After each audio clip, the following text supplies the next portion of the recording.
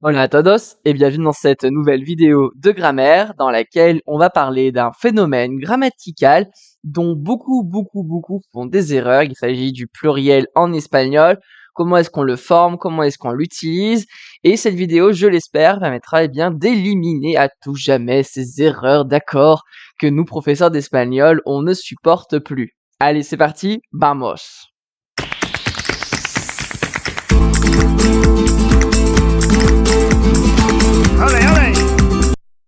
Alors effectivement, eh bien, le pluriel en espagnol, tout comme en français et d'ailleurs comme dans beaucoup de langues, il est vraiment très important et il nécessite bien parfois quelques petites réflexions pour éviter les erreurs à l'écrit, mais aussi à l'oral. Alors tout d'abord, dans le pluriel, il faut penser à accorder. C'est le mot d'or. La règle d'or, c'est accorder. Accorder le nom, accorder les adjectifs, accorder les déterminants, accorder les verbes. Bref, tout ce qui est accordable doit être accordé, sinon votre phrase perd tout son sens.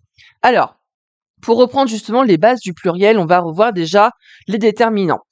Elle et la. Alors, ce sont évidemment des singuliers et ils vont avoir besoin d'un pluriel. Alors, pour elle, son pluriel devient los et pour le la, son pluriel devient las. Donc, elle, le, los, les au masculin, la comme en français et las, pour le coup, l'espagnol aura un les, les, au pluriel, au féminin. En ce qui concerne le D, D-E-S, il n'existe pas en espagnol. Pour le traduire, on aura besoin tout simplement du nom directement mis au pluriel. Par exemple, si je vous dis la phrase « il y a des chats », il y a des chats, l'espagnol n'ayant pas le D, on aura besoin directement du nom chat au pluriel, hay gatos. Alors ça, c'est bien joli, mais comment est-ce que je construis le pluriel du mot gato pour arriver au mot gatos? Eh bien, c'est ce que l'on va voir tout de suite. Les deux règles, justement, pour accorder vos noms, vers le pluriel en espagnol. On va commencer déjà si le nom termine par une voyelle.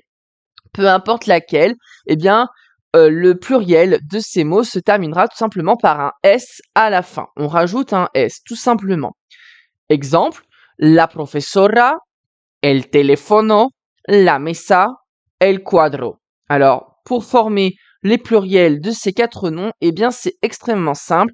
Déjà, on accorde le déterminant, donc soit la, soit elle, et ensuite, on va rajouter le S à chacun des noms. Ce qui va donner la profesora, las profesoras, el teléfono, los teléfonos, la mesa, las mesas, et enfin, el cuadro, los cuadros. Deuxième règle, si le nom termine par une consonne, tout simplement, on va devoir ajouter aussi bien pour le masculin que le féminin ES à la fin du mot. Ce qui veut dire que tous les mots qui terminent par une consonne au singulier se termineront par ES au pluriel.